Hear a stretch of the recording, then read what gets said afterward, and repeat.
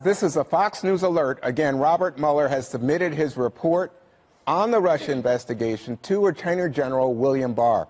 The special counsel has been probing alleged Russia interference in the 2016 election for the past 21 months. The move now setting up a potential showdown over how much of it will be made public. Barr has indicated he's likely to send his own summary of the findings to Congress rather than Mueller's actual report, while Democrats have threatened to subpoena Mueller to testify publicly about what he found. Mueller's team has either indicted, convicted, or gotten guilty pleas from 34 people and 3 companies, including 6 former Trump advisors and or associates. Dana, we just don't know who's been indicted, who's been exonerated, but the president, in talking with Maria Bartiromo this morning, says people won't stand for it if it indicates that there was some wrongdoing, because he continues to say it was a witch hunt. Okay, so I just want to take a little step back and remember that, yes, of course, the media covers the angle like, okay, so was there Trump collusion, Trump involvement, and that has been with the media, and frankly, we have all been talking about. But remember, the genesis of this report wasn't about any bad dealings on behalf of the Trumps. It was about the Russians, right, and influence and attempted influence and basically trying to disrupt our elections. And we know from our intelligence agencies and from the Department of Homeland Security that those efforts by the Russians continue to this day, and we are headed into a very important election. So setting aside what it says or doesn't say about how Russia tried to get involved with these people, if there was involvement, et cetera, I think that this report could actually be quite instructive about what we need to do to protect our elections going forward, like how big that threat is. I think that's even more important than anything else, because we, obviously our country is surviving. We're not in a constitutional crisis, but going forward, if people don't trust the outcome of an election, then it really could all fall apart. That's a great point. Oh, thank you. John Roberts is with us now. John? Good afternoon to you, Juan. We're expecting very shortly a statement from the president's outside attorneys, Jay Sekulow and Rudy Giuliani. I should have it momentarily on my phone. We'll let you know as soon as I get it. Earlier this morning, the president said he had no idea. He was in the dark like the rest of us about when this report might come out, but he did his best as he was leaving for Mar-a-Lago this morning to discredit the Mueller investigation yet again, and whatever the contents of the report might be, again saying that there was no collusion and that there was a witch hunt. Now, we do not know exactly what the process is going to be from here on. We do know that the special counsel's office has delivered this, as it has to by statute, to the Attorney General. The Attorney General will now review it and decide what will be sent to Congress, if anything will be sent to Congress, and what might be made public, if anything will be made public. Barr said during his confirmation hearings that he would do his best to make as much of the report public as he possibly could. There's also a potential here for the White House to get involved. If there is no material in the report that is subject to executive privilege, the White House might not ask to see it. But if there is material contained in the report that is subject to executive privilege, Pat Cipollone, the White House counsel here at 1600 Pennsylvania Avenue, may put in a request to the Department of Justice to review it, to either waive executive privilege on the items that might be included in it, or to request redactions of the Department of Justice, and then it would be up again to William Barr, the Attorney General, and his team to make those redactions or decide if the redactions are necessary before anything was released to Congress and then to the public. It's also possible, because don't forget, this is all within the same branch of government. The Office of the Special Counsel is appointed by the Department of Justice, which is part of the administration. So this is all under Article 2 of the Constitution, and it would be within the president's purview and his authorization to request to see this report before it goes to Congress. I'm told that that's probably the least likely scenario, but for now, this is in the hands of the Attorney General, and we'll see what William Barr decides to do with it. The president said this morning that he has full faith in the Attorney General and that he believes that he will make the right decision on what to do next. Juan? John Roberts at the White House. John, thank you very much. Again, to recap for those of you just joining, the Robert Mueller report has been submitted to the Department of Justice. It's now in the hands of Attorney General William Barr. Now we're joined by Catherine Herridge in our Washington Bureau. Catherine?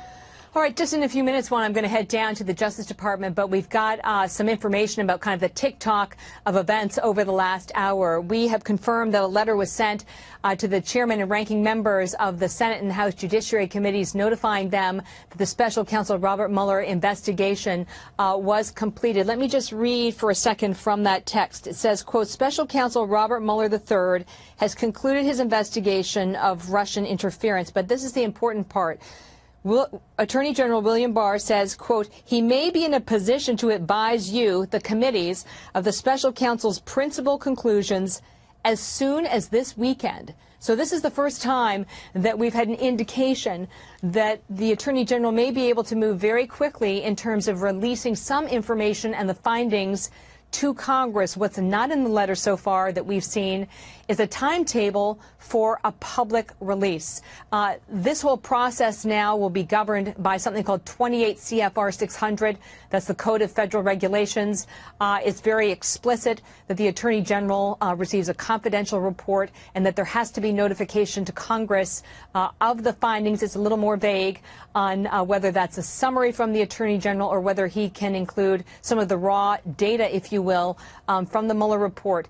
The other thing that's often neglected in this discussion, which is stipulated in the regulations, is that there is a requirement by the Justice Department to notify Congress of any actions that Special Counsel Robert Mueller wanted to take but was blocked from taking by the Attorney General or an acting Attorney General. So that's the other thing to really watch. So again, to recap, things have moved very quickly in the last hour. My contact said they were notified of a short notice meeting on Capitol Hill, Republicans and Democrats on the House Judiciary Committee, that it would involve the Justice Department. And now we have confirmation of a letter to the ranking members and the chairman on those committees that the Mueller report is now complete. Juan. Catherine, stay with us. Dana has a question. Catherine, Sure. I did have a question. It might just be a little bit of a timing thing, because when you said that it's possible that the Attorney General could, as soon as this weekend, release something, a couple of weeks ago, there were rumors that this report had been delivered to the Attorney General.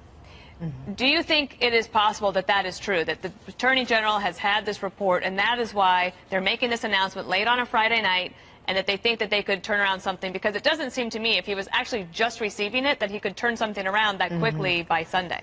Well, if you look at the regulations, it's very specific about what has to be provided to Congress. It has to provide a cataloging, if you will, of the prosecutions that were brought, and also what they call declinations. So these are decisions not to proceed with criminal prosecutions because they feel they don't have sufficient evidence to do so. That is not a lengthy document that goes into the underlying evidence. And the reason I mention that is that the Deputy Attorney General Rod Rosenstein was very clear in a letter to Senator Grassley, the former head of the Senate Judiciary Committee, when he said, in effect, that he didn't want to repeat the same mistakes that were made in 2016, that it's not the department's position to release information that is damaging to individuals who are never prosecuted for any crimes in the future. And that was a reference, and it's cited in the letter, to the former FBI Director James Comey and his decision to publicly discuss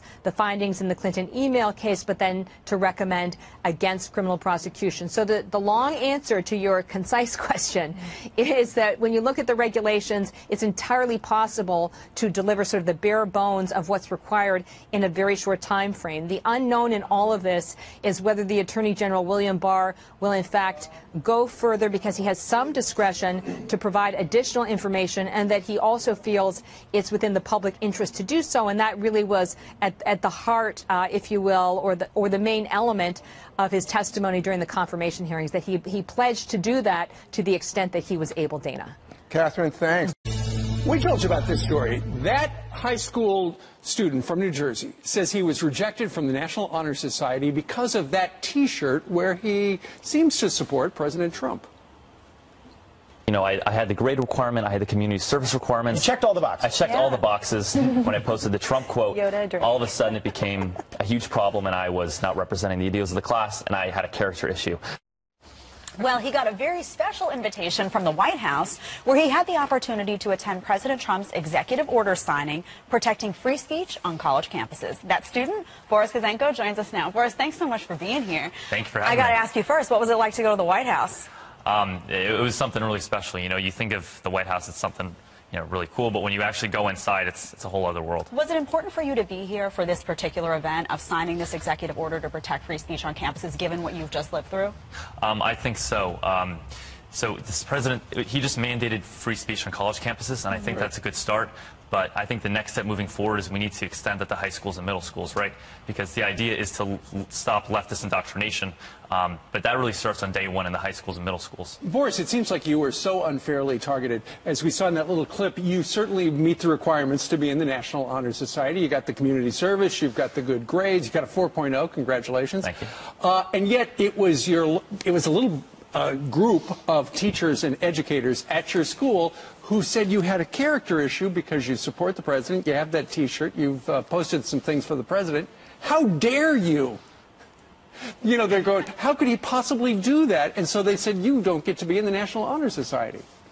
Right. Well, I mean, this happens all the time in schools, and after I was on Fox the first time, all these students reached out to me telling me similar stories. You know, my teacher gave me a bad grade on this assignment for supporting Trump. You know, same thing for writing things that are conservative. And I think teachers need to realize that, you know, they're public servants. They work for the students. They work for the community. And, you know, our taxes are the ones paying their salaries, but yet they act like they can hold our grades over our heads because we write something in support of the president or things we believe. Now, you came on here in February. You alluded to this just a couple of seconds ago. But what would you say when you went back to your school after that? You're saying some students wrote you. Was there any backlash from the administration, or did you feel any pressure as a result of coming on here and telling your story about this bias that was going on? Well, I think that's something you always have to consider, and that's something that's always brave. kind of Very brave of you. Thank you. But at the end of the day, you know, this is our fight, and you know, this is our generation. We're the ones that need to fight socialism and free speech. Since we can't vote, writing in our papers and speaking in the classroom is the only way to do that. And because you went to the White House during a school day, you had to get permission from the school, and they denied you, right? Right. You know, to go to the White House. To go to the White House. You know, the choir class at the end of the year, they get to go to Six Flags, and that's all good. But the Trump administration, that's not a excused absence. Real quick, 2020, first time you're going to get to vote. Who are you voting for? Trump. Yeah, but hold on a second, Jed. In 2040, he says he's running for president. I know. Right, well, we have to keep the legacy going, you know. Watch out, world. He's serious. He's not messing around. All right, Thank Boris, you so much. Thanks for stopping by. Good luck to you. Appreciate it.